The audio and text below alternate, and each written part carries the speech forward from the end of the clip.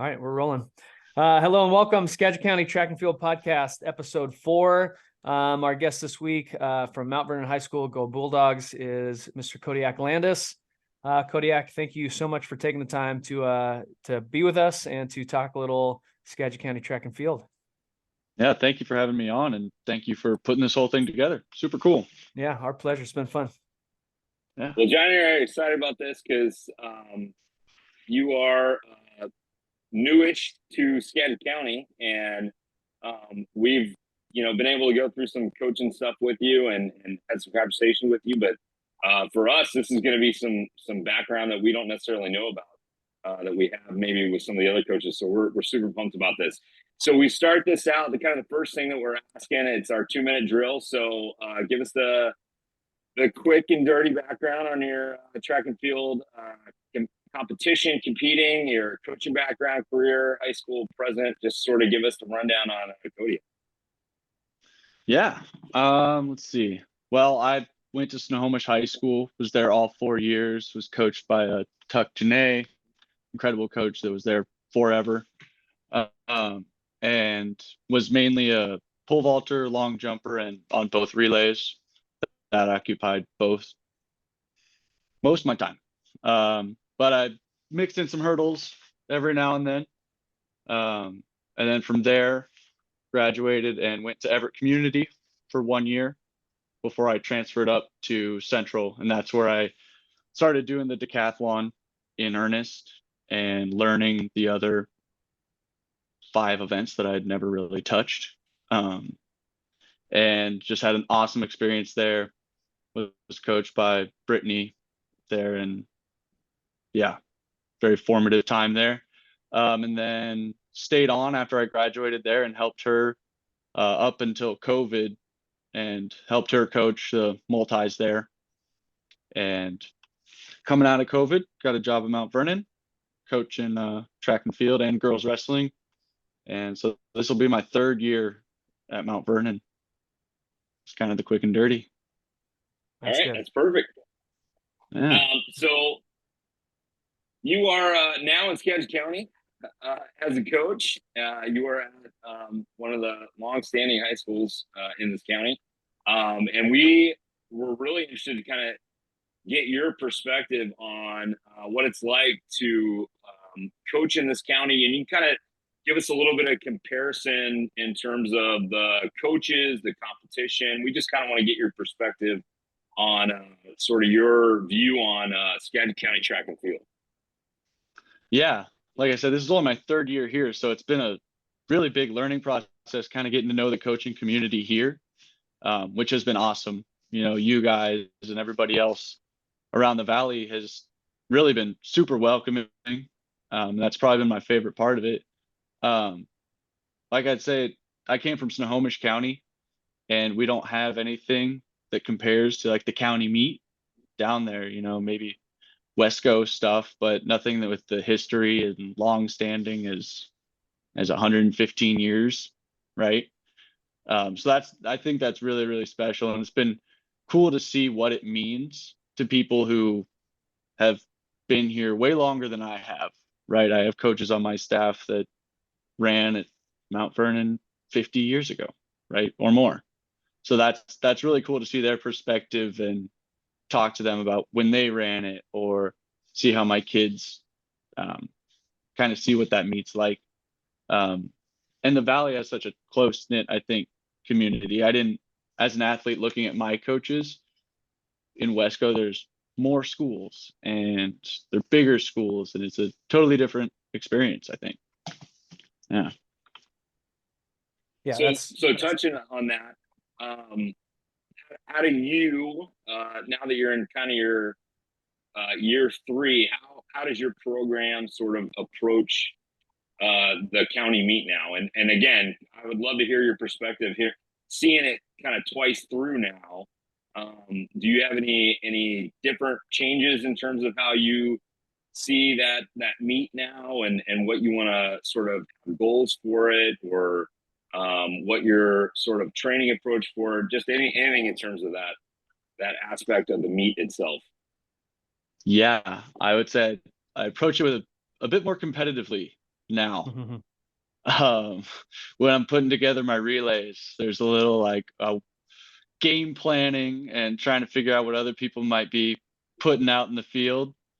I think my first year here, I kind of didn't put as much stock in it as it might have been worth, right? We have a lot of talent here, so it is a great opportunity to put some of those kids in those loaded fields and make sure that they're in their events to really be pushed that time of year, kind of later in the season, midway late in the season, and get them some good looks with local talent that they may be somewhat familiar with, right? And that presents a little bit of a challenge to those athletes. But yeah, I definitely approaching it more competitively than year one or year two. Going into year three, going to be looking to change things every time for see what works and what doesn't, right? I think that's a big part of it is learning, and just trying to put us on the map a little bit.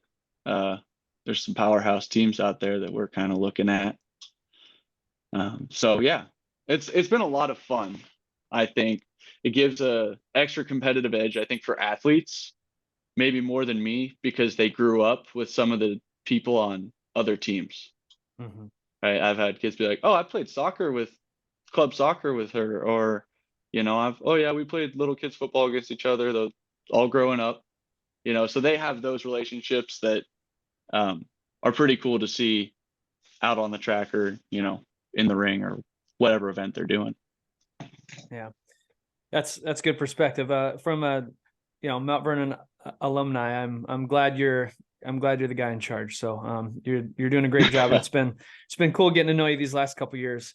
Okay, we're gonna switch gears real quick and look at event specific stuff. So I guess just kind of talk about what you feel most comfortable coaching. You mentioned earlier that you've taken part in the decathlon, so you might have your hand or could possibly have your hand in all the different events. But what Right. do you kind of feel is your specialty, and maybe go into some of your philosophies in that event?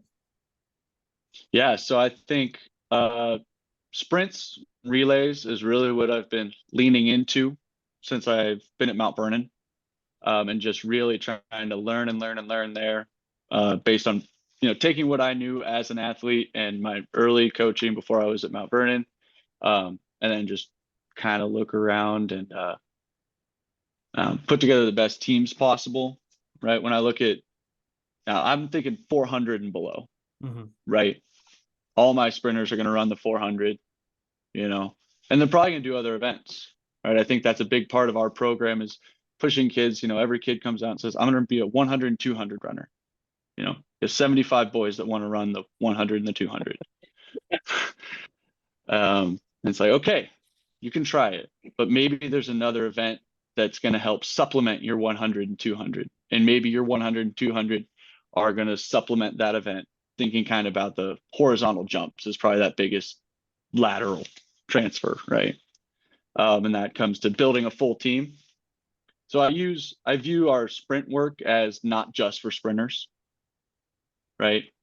The way we look at like our jumpers, our throwers, they should be sprinting, right? But my philosophies with it is they've changed, right?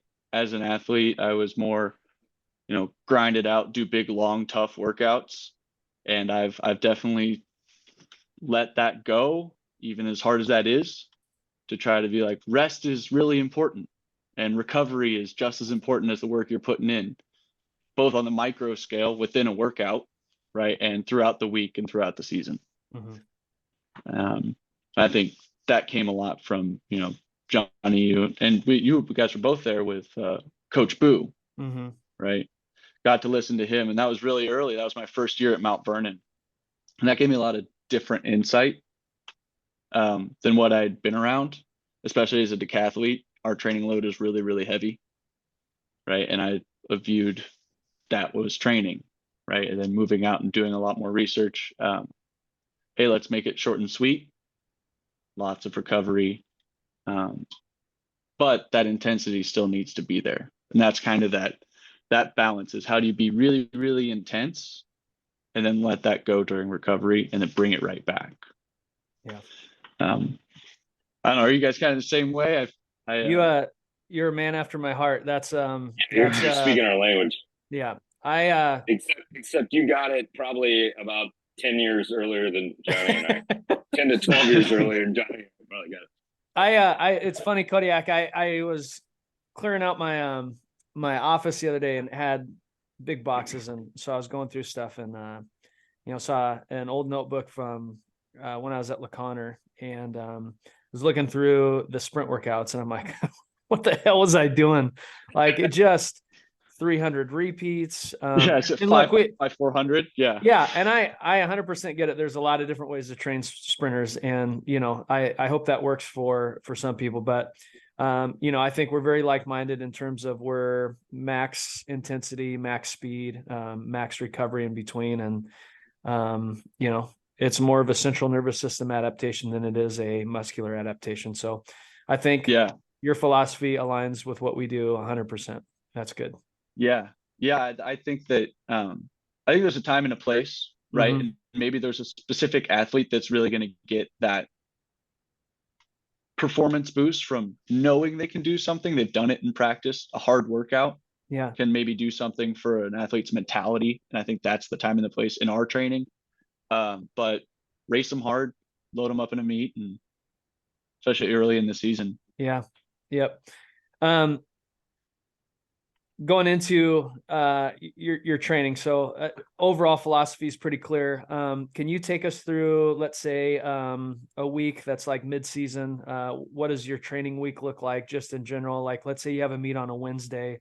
What are you doing on a Monday? What's your focus? Same thing Tuesday, Thursday, Friday. I mean, whatever, open-ended question as far as that goes. But just take us through a typical week as a sprinter for the Bulldogs. Yeah. So our practice is going to start whole team, right? Whether you're a thrower or a sprinter or a jumper, we're all going to do our dynamic warm-ups and get our blood pumping and making sure that we're getting time to check in with people that might not be in our event group, right? And those people that maybe you do another sport with, you get time to check in with them. And then from there, we will break off all of our short sprints, jumps, and hurdles. They're gonna go over there and do our rhythm work and our footwork and tempo and kind of that cadence type stuff. A skips, B skips, whatever the day calls for. And then we might break off if it's a very technique heavy day, like a Monday, I guess wouldn't be so technique. We might try to put a true workout in there, right? But the jumpers are going to be in on that workout. And the hurdlers are going to be in on that workout before we break off to, doing starts or whatever, or hurdle work or actual runway work.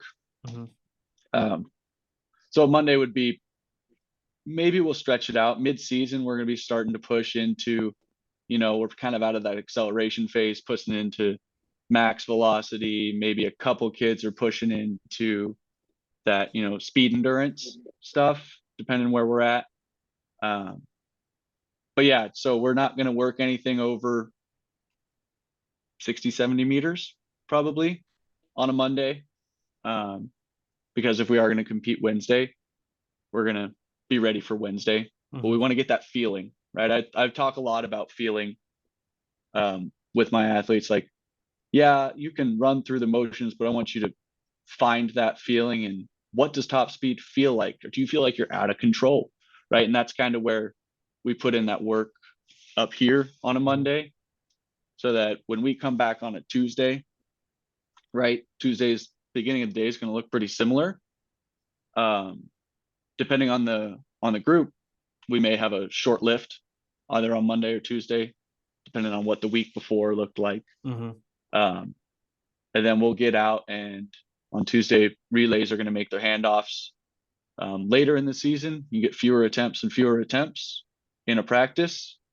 Week one, sure, let's take 6 reps, right? Let's get you comfortable. Week of postseason, you get 1 shot in practice. So you should be refined and kind of trying to simulate that meet environment, that pressure, right? So that there's no pressure in the meet. So the relay runners, they'll do their handoffs before we go to a meet.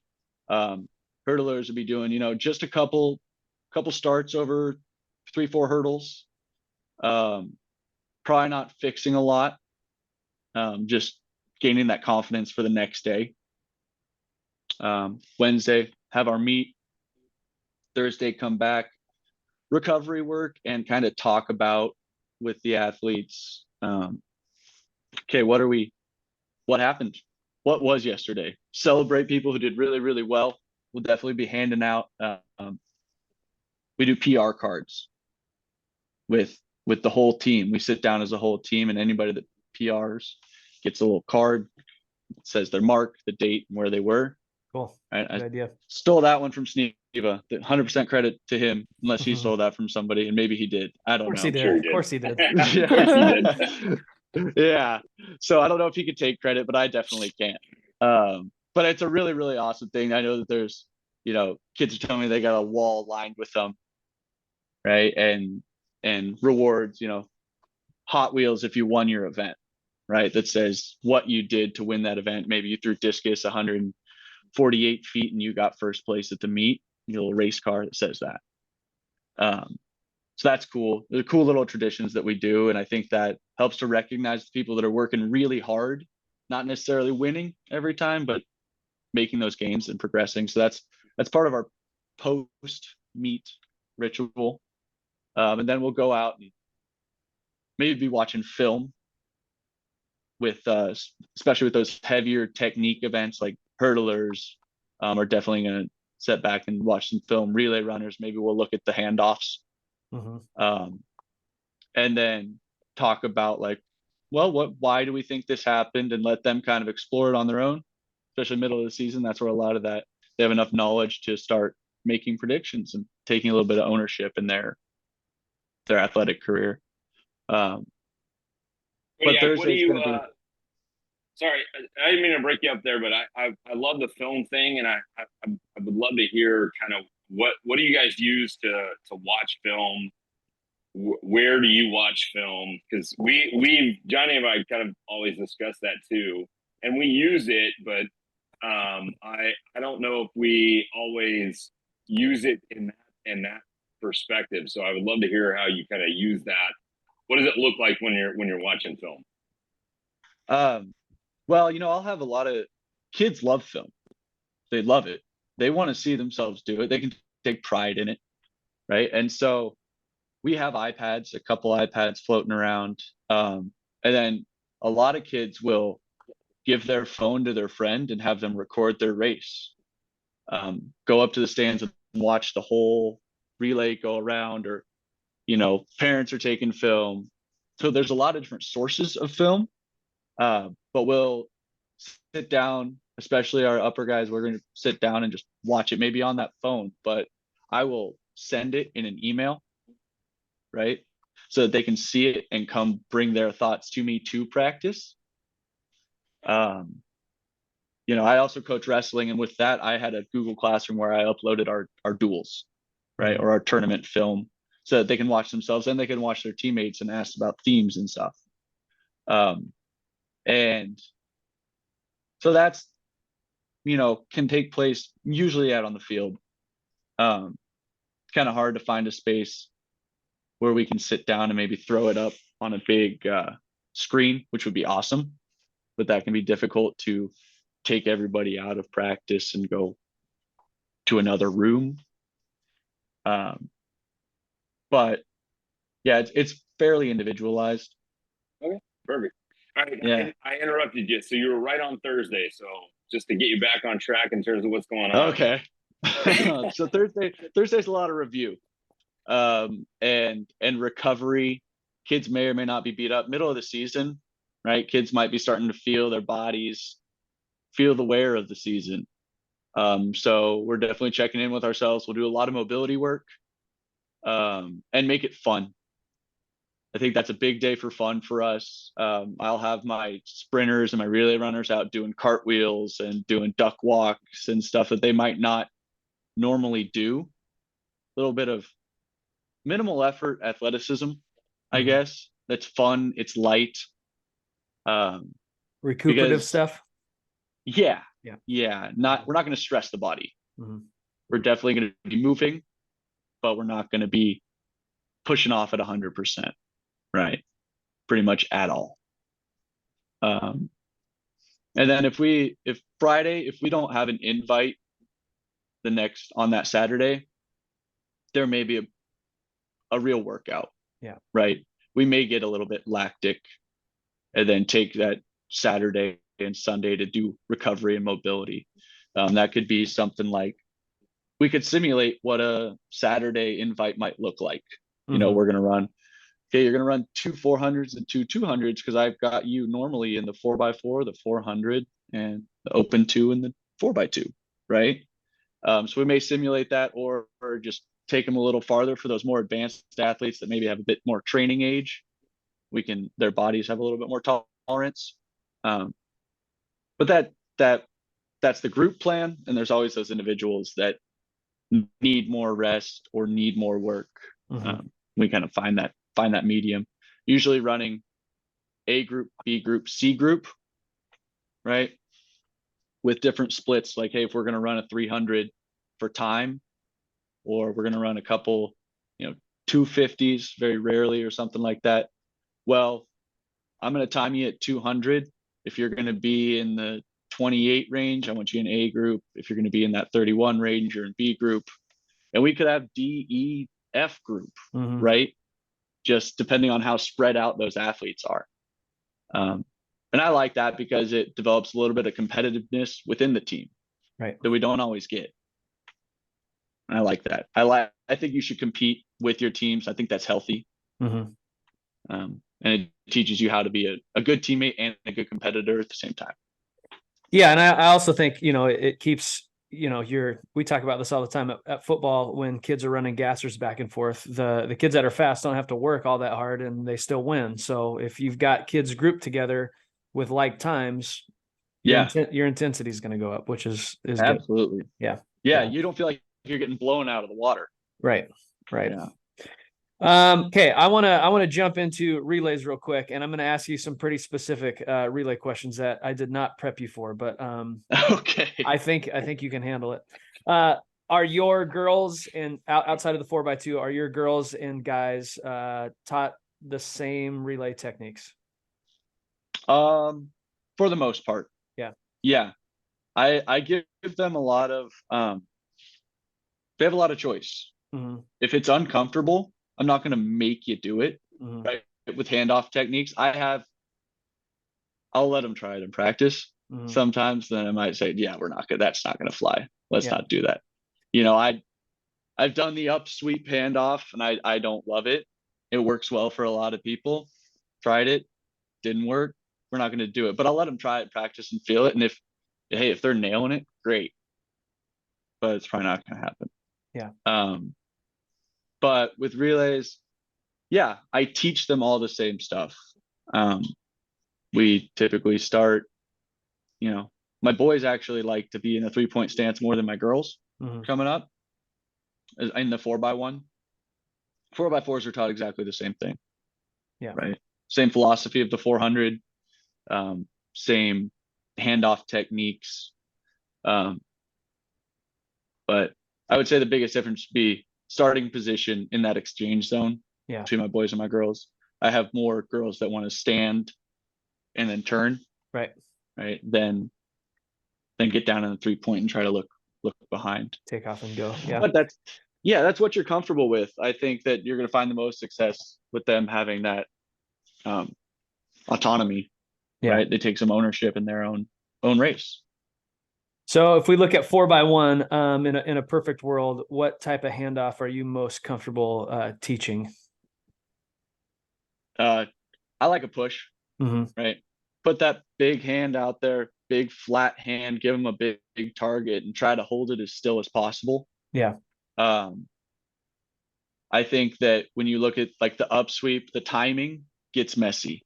And the ones that really try to hit it together, it may be fractionally more efficient, but I'd rather the baton make it around the track than gain 0.05. Right. Right. So yeah, I'm a big target and call it out. We use, I let them decide on an audible, right? I just tell them, hey, it's got to be something you can say when you're out of breath, and it should be short. Some guys, they like stick, cat, whatever.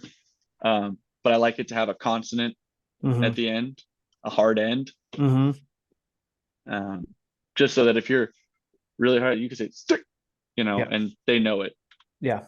So Kodiak, are you utilizing, so that one of our things when we've looked at obviously the change in the exchange zone and it just being a flat 30-meter exchange zone now, are you basing them, and I'm kind of asking this too because like we want other coaches, especially middle school coaches, if I'm like coming in and like teaching some like sort of basics of how the relay should work and what to do and like how I'm starting. So if you've got either you got a brand new relay or you've got a freshman sophomore relay that's kind of your B relay and you're starting them out, are you starting them out right at the beginning of the exchange zone, so the beginning of that 30 meters, and then are you counting back and then they're adjusting from there? Is that kind of what you're doing?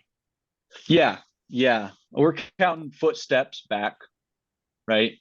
And it's most of my athletes are somewhere 20, give or take. Some are, if you got a fast incoming runner, maybe you're at 16 or 15 or something. But yeah, we count back to the lane that you're going to be looking at, right? Your visual side. And we put that mark where you can see, right? So if you're looking over your right shoulder or left shoulder, you want to be able to see that mark. And so we count back and we set them up right at the edge of that exchange zone. The 30 meters, I really like it. It puts less stress on somebody trying to get to that 20-meter exchange zone and allows them to naturally accelerate up. I think it's simplifies it, especially for those young athletes. Yeah. There's not extra arrows. Yeah. It was tough when our track wasn't converted yet. Yeah. Tell me about it. Okay, 4x2. Just real quick, are you guys blind or are you open handoffs in the 4x2? Blind, if we can. And blind. then I think it's faster. Yeah, agree. And then 4x4. What's your theory on who to put where? Yeah, yeah, that's a mixed one for us. Because I like to put somebody who like an 800 runner in that second leg. They understand the cut in, they're used to that, they know how to move through traffic right on that taper down. And I'm going to try to put my fastest guy at the end or fastest girl at the end, or my grittiest, right? Sometimes it may not be the fastest one, but the one that wants to hawk somebody down. Right. That's I think applies somewhat in the 4x2 as well. Those ones that can resist that burn, that lactic feeling, and they just go for it. That I look for that for my closer.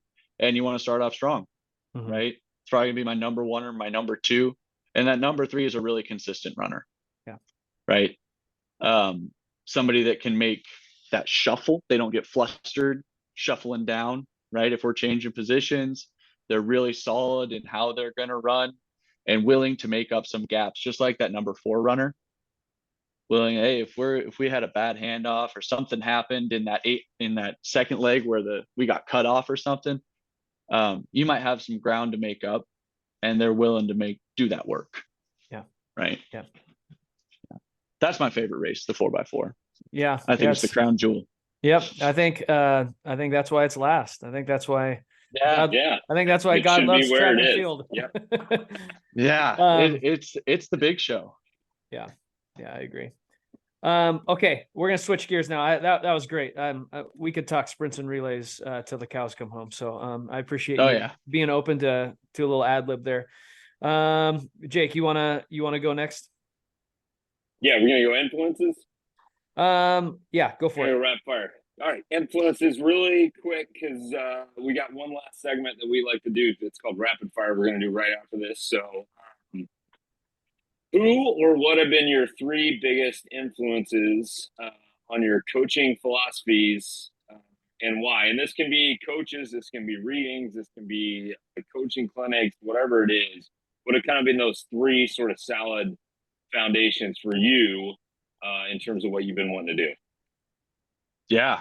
I guess it kind of goes in a chronological order for me, and not necessarily that any of these is more of an influence than the other.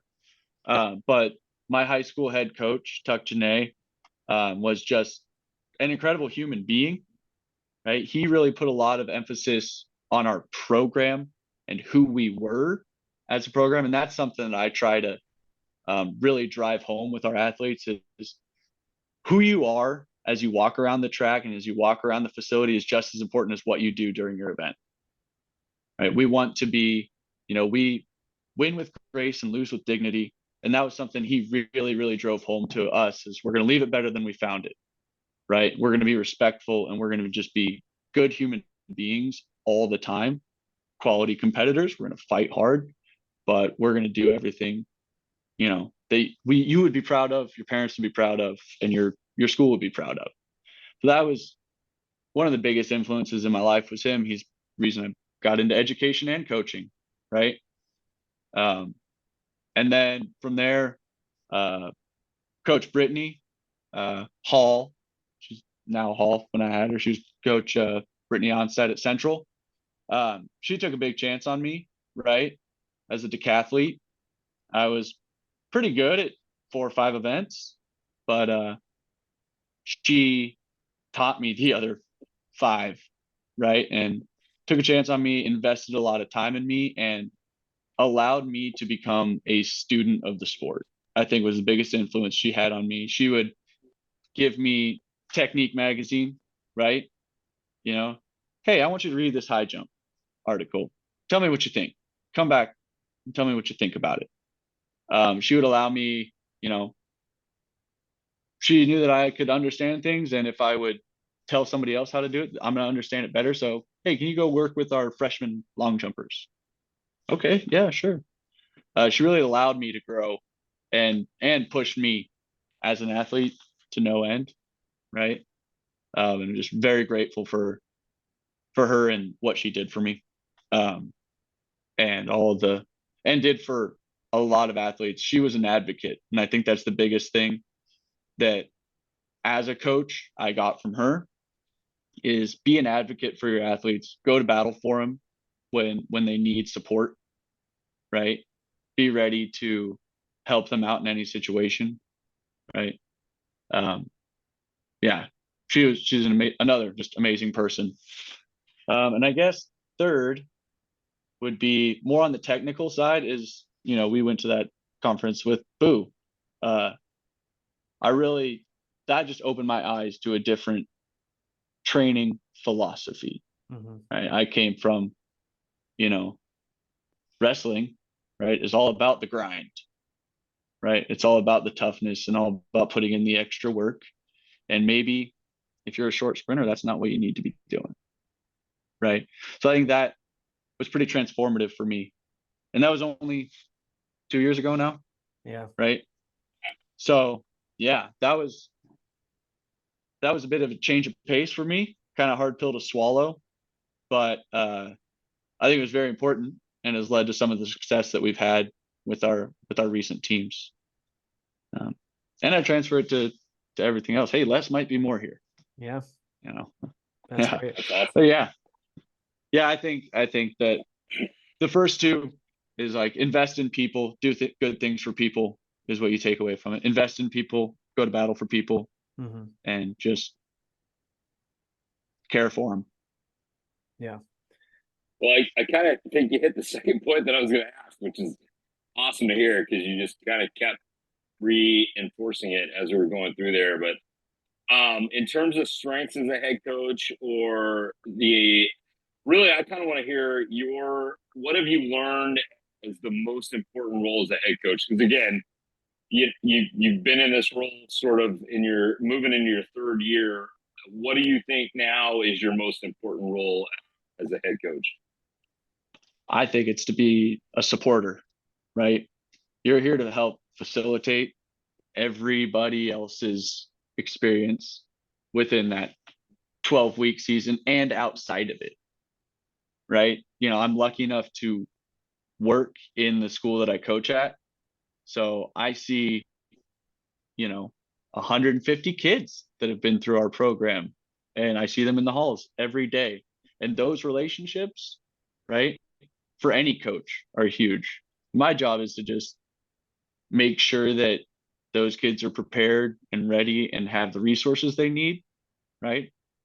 And that my coaches have the resources they need, they're prepared, and that I'm there to help them when they need help, and to do my best to put together a quality program, right? Not just a quality training regimen, but a quality program for all of our athletes. And that's been, this is my third year. The first year I showed up and run around like a chicken with my head cut off. I didn't know what was going on. I didn't know what way was up or down. Or I remember the first day of practice like it was yesterday. It was pouring down rain, and I hadn't accounted for that, right? And where are we going to do attendance? There's nowhere covered here. So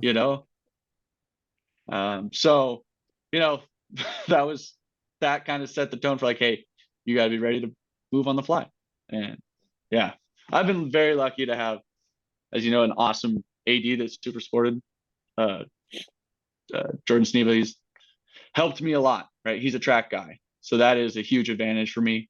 And really just, he has helped me help my coaching staff and help my athletes, and kind of, you can't support people if you're not supported, right? So he does that for me. I try to do that all the way down the line, right? Good. From the sounds of things, it sounds like you're doing a good job with what you think is important. So good work, man. Trying. Okay. We're ready for rapid fire. Are you ready for rapid fire? Maybe. We'll see. Okay. So now I want to reiterate here, because some past guests, we're after 1 to 2 word answers. Okay. Oh boy. Okay. Explanations are good, but on this, we want to hammer it and go. Okay. Okay. So first thing that comes to mind when we ask, okay, most difficult event in the decathlon? Technically, pole vault. Okay. Good. Best thing about being a commercial fisherman? I would say money, but that's not a guarantee. Scenery. Okay. Places. And maybe I should have prefaced the question by letting the listeners know that in the summer times you go up and fish. So are you a gill netter, or do you per seine? I am now a gill netter. I did a season as a seiner and a crabber. Jeez. Okay. All right. The last question for me, and then Jake's got a couple. If you ever find yourself in the middle of a bar fight, what's your go-to wrestling move or your go-to wrestling hold? Oh, Jordan Burroughs blast double. Okay. I didn't know at him. I didn't know if you were a ground and pound guy, or if you were, that's good. That's good to know. Startle him with speed. All right. All right, I got 3 more. I've never been in that scenario, so I wouldn't know. Yeah, well, hey, you know what? You don't need to explain yourself. You just need to have preparation. So, All right, I got 3 more. What track event would you love to attend as a spectator? Ooh, any world championship or Olympics, but yeah, the Olympic decathlon. That would be my holy grail, my Shangri-La. Mm-hmm. Yeah. All right. Are you a cooking in or a going out to eat kind of person? Ooh, well, I'm not a good cook. My better half is. So if she's making dinner, if we're staying in, that's for sure. If you're in charge, you're going out. That's how you know. All right. Oh yeah. Last one. What would be your walkout song for a wrestling match? Ooh. What was it? In high school, my walkout song was "Can't Tell Me Nothing" by Kanye West. You do not seem like a Kanye West guy. That's awesome. Or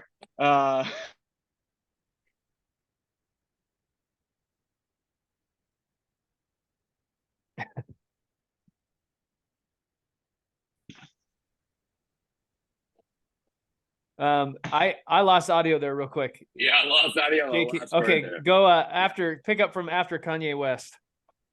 yeah, I don't know if it would be the same these days. Okay, good man. Yeah. Hey, stick to your roots, man. Stick to your roots. Yeah, I'm not gonna say it's not on a playlist here or there. That's awesome. Okay, well, Kodiak, again, I want to thank you for taking the time to join us and to share your perspective. It's always good to hear from you. It's good to hear from, you know, folks that are you know, like-minded and hold our county meet in such high regard. So it's a pleasure having you, a pleasure learning from you today. Hey, thank you guys. This was a lot of fun, and I'm looking forward to the coming seasons. Absolutely. Thanks, Kodiak.